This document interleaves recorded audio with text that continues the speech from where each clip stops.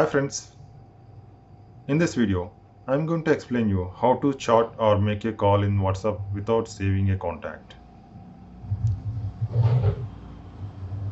Many times in some situations you may need to send a message or chat or share your location to some people, but you don't want to save their contact.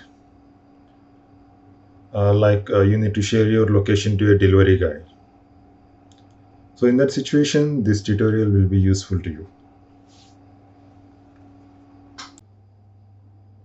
In the mobile where WhatsApp is installed and logged in, open any browser and type wa.me/the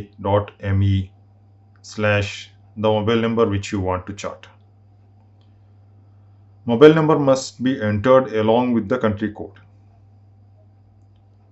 When you click on go or press enter,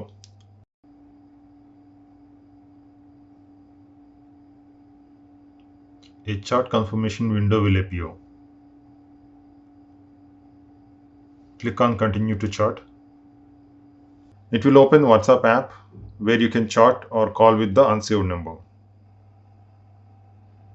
Please subscribe to my channel for more similar videos and many useful tips and tricks. Thank you.